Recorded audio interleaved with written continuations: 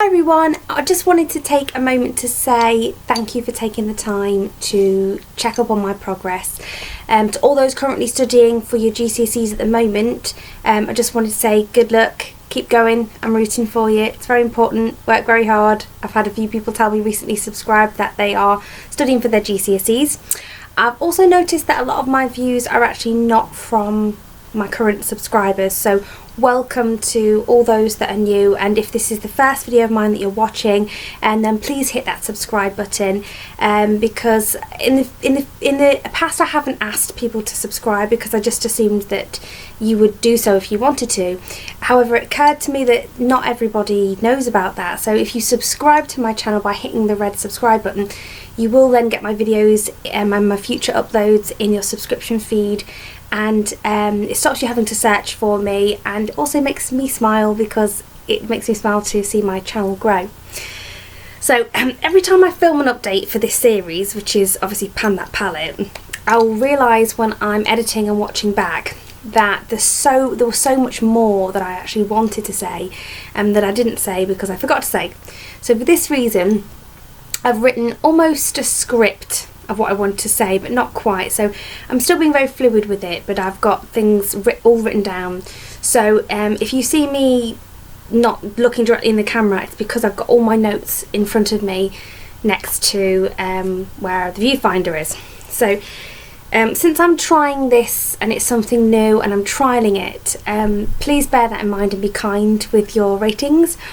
Because I might not do it in future, and if you've got any comments about thinking that you like it or don't like it, then let me know, but hopefully it just means that the content will be more useful even if the delivery isn't as smooth. So just to give you a little recap, my original plan was to tackle the more difficult shades first, and that didn't go well, because it turns out that I needed the motivation of hitting pan really quickly, just to set me off that starting mark and get me into the race properly. So mainly for my own self, but also because as watchers it would be very boring in the first few updates if you didn't see any progress or see any pan. It's not, you can see dips, but it's nicer, obviously it's better for you to see pan. I joined a mini project called Pan That Sweet On Project Panning, which you might have already seen, and I focused on white chocolate, which was one of the larger pans in the chocolate bar palette, and so I fully expected that to be the first shade I hit pan on, and it was. So as a matte cream shade, it was the easiest in the pan to hit palette on, let's face it, but as I say, I purposefully did that. I changed my strategy after I learned that the quicker you can hit that first pan, the more motivated you are for the project as a whole. And in my last update I also gave you a yearly overview and categorised the shades into seasons and put some goals in place. So if you're just joining in now, then you won't know that I said in my last update that my winter goals would be up till about mid-March, and I would consider spring to start around mid-March. Obviously people may consider that in all different times of the year, but that's for me mid-March. So when I did the last update I had about 4 weeks to achieve that, but I'm doing my update a bit early. So I think it's been 3 weeks since I filmed my last update, and I'll have 2 weeks left now till mid-March because now is the end of February. So what I'm going to do is focus on winter goals for the next 2 weeks and then focus on spring goals thereafter. So every update I'll include in the description box the video from the last update and the playlist, whichever they're all in. And in the last update I also managed to hit pan on champagne truffle as well as the white chocolate, which I really enjoyed as an all over the lid colour. So without further ado, I'll show you the palette as it is now.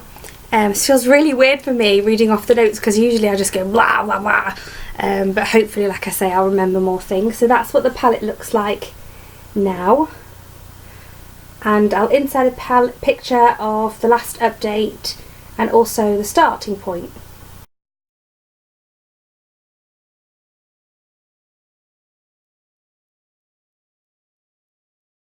Now I have expanded the pan on white chocolate since the last update, so that's very much bigger than it was before, and have expanded the pan here on Champagne Truffle as well, because that was just a really small amount of pan last update. But I haven't focused on those two shades because I've already achieved them. So my plan was never to finish the whole palette, but to hit pan in every single shade is my goal. So any extra progress I've made on those is just because I've needed them to complement an eye look as I'm going through and panning the shades that I'm concentrating on.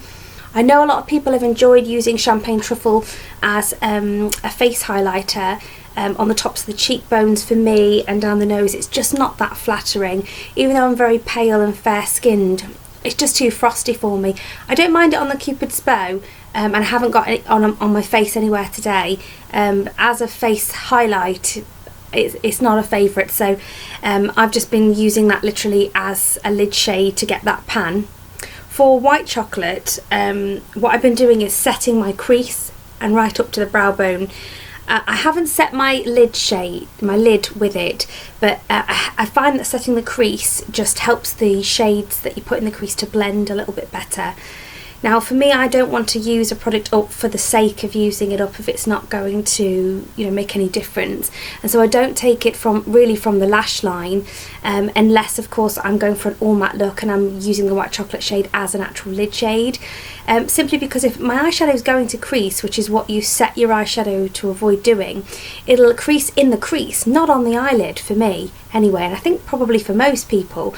So I just use the white chocolate in the crease and up to the brow bone. It doesn't really work as a very good highlight shade for me in the brow bone because I am so pale.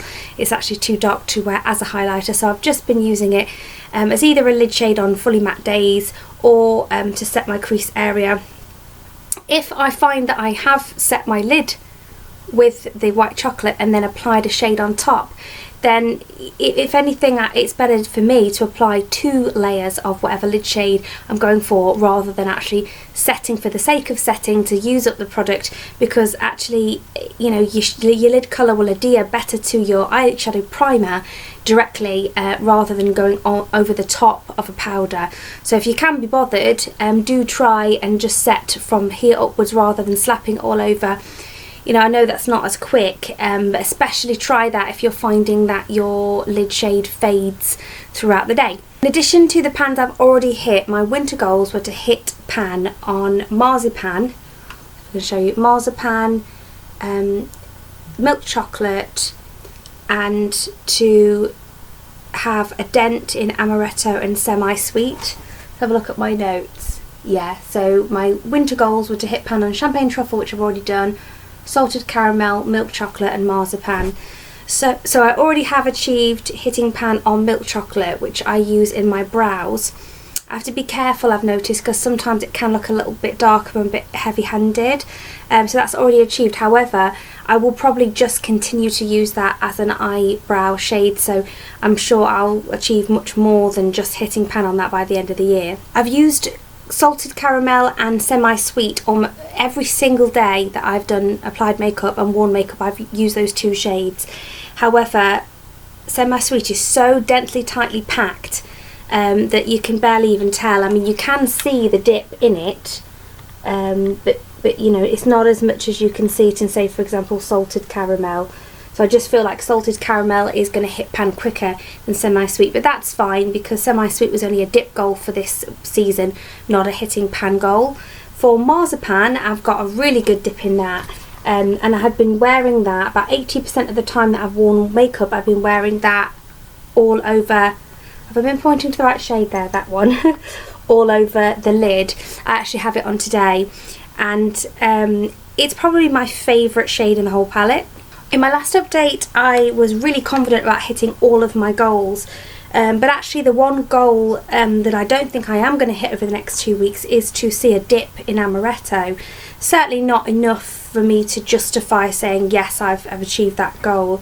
Having said that, I never plan to actually pan that shade until autumn, so it gives me plenty of time between now and autumn to use that every now and then alongside my other goals I'm doing for that season, in order to create that dip and sort of catch up on myself.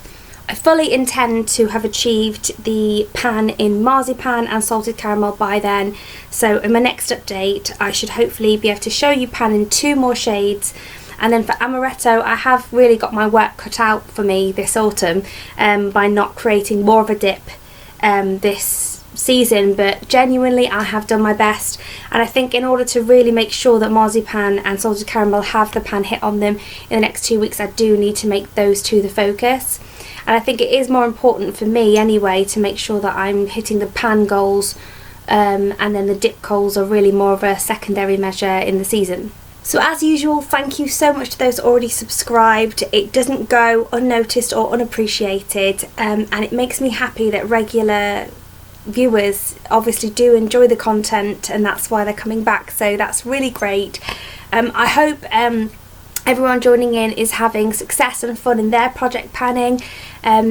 If you do make project panning videos you'd like to share with us, put them in the comments, because I'll make sure that if you're including links to your videos that they don't go into the spam folder, and then anyone who wants to watch them can, and I certainly will make an effort to watch them, as I have done every other person that's shared their content with me regarding panning so far. If you're not making videos but you have project panning tips or progress to share, leave that in the comments as well. And also, if you have any information on this palette that you think might be helpful, leave that in there. I openly invite anyone to join in with the commenting, and also, like I say, to join in with the actual panning itself if you own this palette. It's not too late, and there's loads of us panning it this year. So that's everything for today's video. Thanks again for watching, and I'll see you in the next one. Happy springtime. Bye.